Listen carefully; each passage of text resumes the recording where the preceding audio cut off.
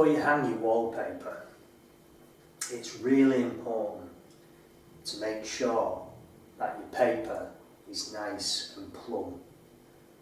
Now, there's 3 ways you can do this. You can use a spirit level, which is not the easiest thing to carry around in your pocket, or if you're working on a plank and things like that, it can sometimes be a bit of a hassle. Or you can use a laser. Now, again, they're pretty good, but difficult to set up at times, and sometimes you can be in the way of the actual beam, depending on how you're working. And again, it's not easy to put in your pocket. Now, what I prefer is a plumb bob. Easy to go in your pocket, never fails to get a perfectly straight line. So it's very important to make sure your paper is plumb, because if your paper's not plumb and you're sat in a room opposite looking at it, that's what you'll see, and it just won't look right.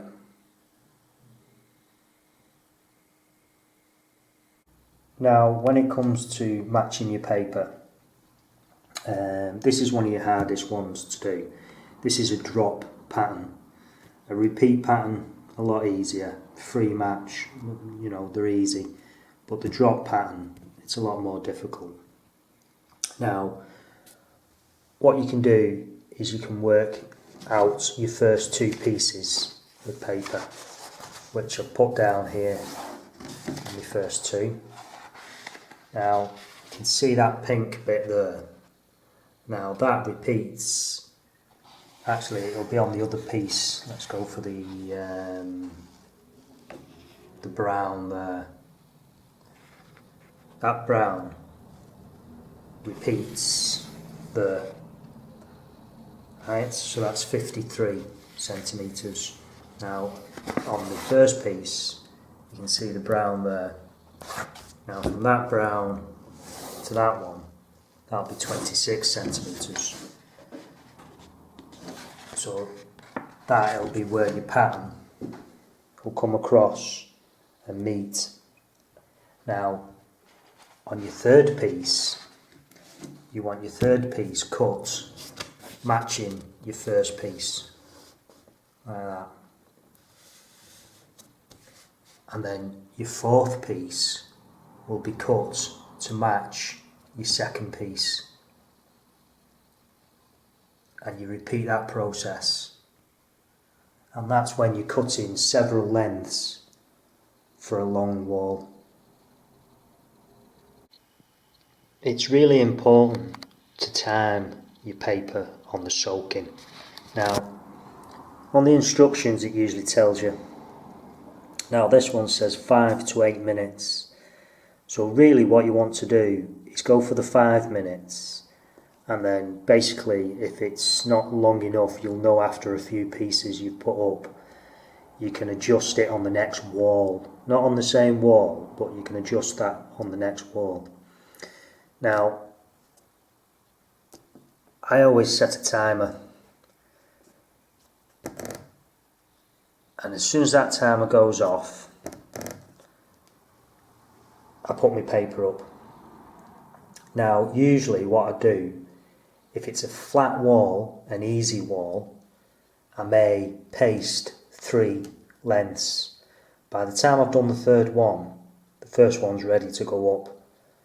Now that all depends on the paper, and it all depends on how difficult the wall is, because sometimes I'll usually, I'll just paste 1 at a time.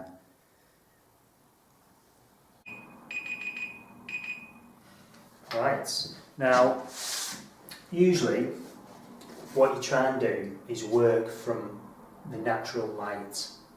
Now I've got my vertical line plumbed on the wall. I'm going to open my first piece. Now usually what you tend to do is you don't just stick the whole piece on the wall. You fold it and you find your plumb line with only half of the paper.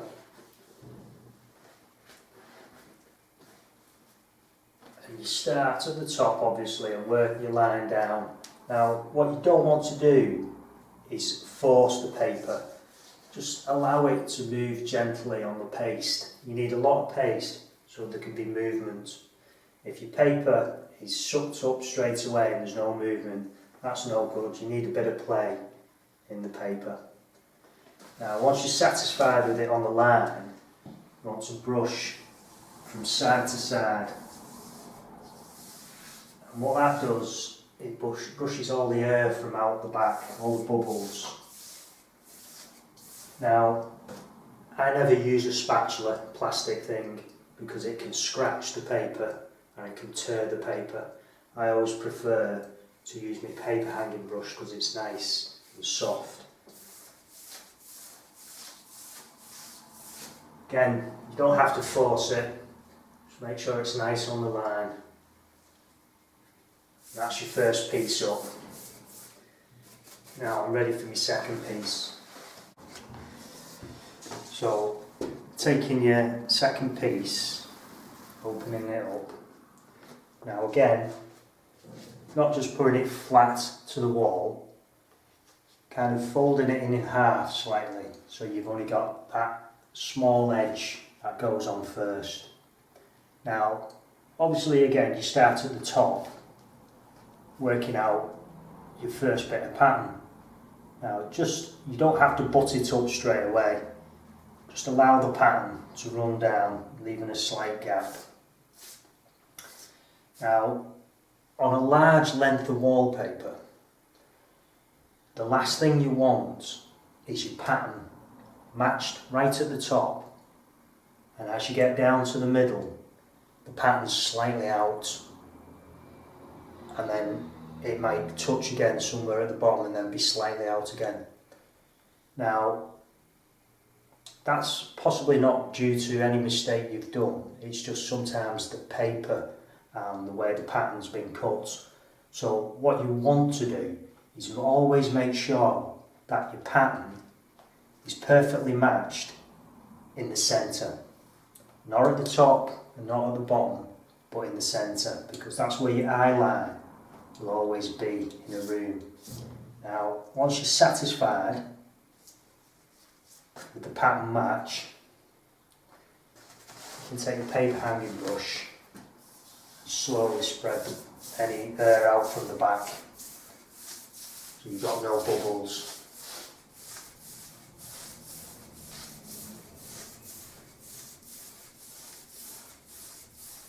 Now, if it's not butt up, you can just slightly push your paper and it'll nicely butt up. You can use a seam roller to flatten the edges, or sometimes you can use the back of your nails, depending on how rough the paper is and how much papering you've got to do, because you can end up damaging the back of your nails. Right, so once you're satisfied with that, you can give that a wipe over with the damp cloth to remove any bits of paste. Now, sometimes with paper, what you find is there'll be a slight gap and then it'll touch. There'll be a slight gap and then it'll touch. And then there'll be a slight gap. And you think, what's going on with this paper? And what I found it is, when it's made at the factory and the roll is then shrink wrapped with the plastic round it, I think it damages the paper somehow. And leaves the paper slightly wonky, and that's why you get it touching, not touching, touching, not touching. The way round this, and again this only works with some papers, is leave it for 5 minutes on the wall, and then what you can do is you can go back to it, and where it's not touching you can slightly push it in, and where it's touching you can slightly pull it out. So you're kind of pushing in, pulling out, pushing in, pulling out, and you can actually get the joint so it looks reasonable.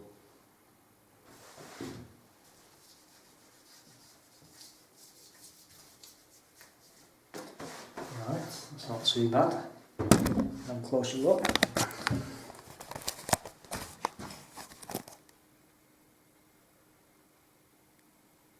You can see the joint slightly, but that is because the paper's wet. Once the paper dries out, that will lighten in colour, and the chances are you won't see that joint one little bit. But you've got to make sure all the lines perfectly joined up.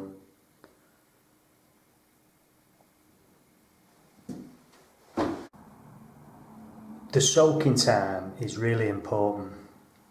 This piece has been soaking for over 10 minutes now. This piece has only had about 4 minutes. Basically, this is now over soaked. The paper's stretched because it's soaked up the water. And what you find is the pattern is okay. And then as you come further down, it starts to run out. Right, and as you get even further down, you can see it's all running out. And that's because this piece is over soaked and they're not matching. That's why it's really important to get your soaking times as good as you can. You can have about 1.5 minutes, 2 minutes, but no longer than 5 minutes. It just, you've got to keep it within the 2 minute range.